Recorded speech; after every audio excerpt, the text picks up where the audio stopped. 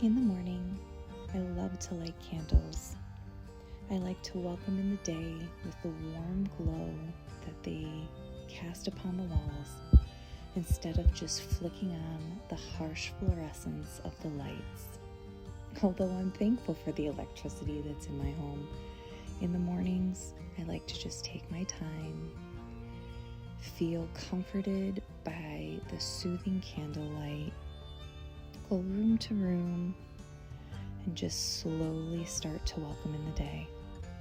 It's just after 6 a.m., which is a little bit of a later start for us, but the sun here in Michigan is slowly starting to rise. It's a new day. So typically I fill my coffee pot with fresh filtered water to get ready and make my coffee. However, this week brought a little bit of unexpectedness. I went through a hard caffeine withdrawal forcibly in the hospital for 2 days. So today, as I gather my mug, I contemplate chicken or beef. I chose chicken.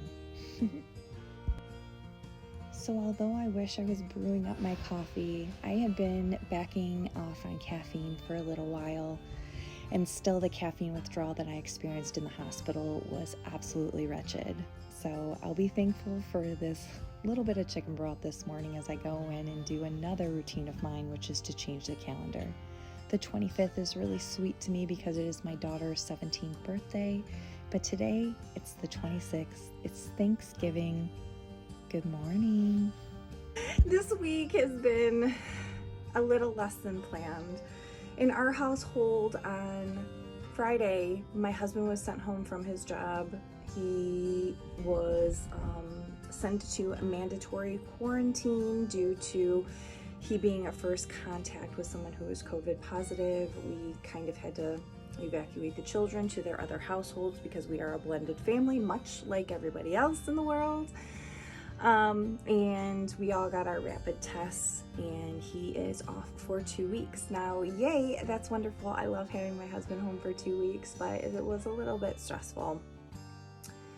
Then on Monday, we had an emergency room visit around 3 a.m. I had to be taken to the hospital. I had a previous bowel obstruction, so I have a nice zipper scar from here down. And I was having the same symptoms. So I went into the hospital. They essentially zip you in a bubble, and it's absolutely terrifying. I have worked in the medical field for a really long time, but it's just different when you are really afraid. You can't have your spouse with you, and let me just show you. They zip you in a bubble. So let's cut to that footage real quick.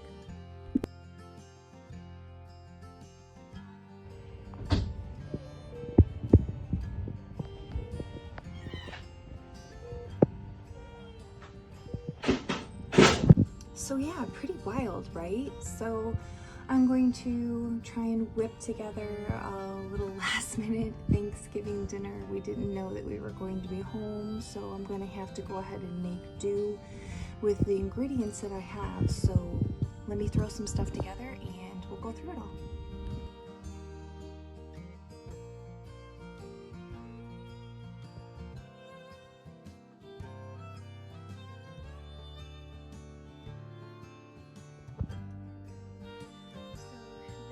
Meal prep, you guys saw it's just after 6. We usually get rolling around 4 a.m. here, but with Matt being quarantined and with me healing up, we're just getting a little later start. I'm still trying to push through, but instead of turkey, we're having chicken cutlets, and I put a little bit of all seasoning on them, paprika and garlic powder.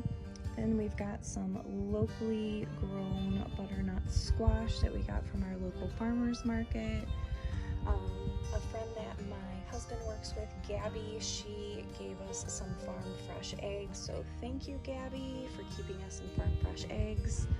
We've got some green beans, some baby whole beets, some russet potatoes. We don't drink a lot of pop, but we do love cream soda. They were out of Fago, And then for dessert, we like pistachio pudding, and I'm gonna do a store-bought pumpkin pie. So not the normal Thanksgiving. I'm gonna make some pan gravy after I make the chicken, but super, super thankful.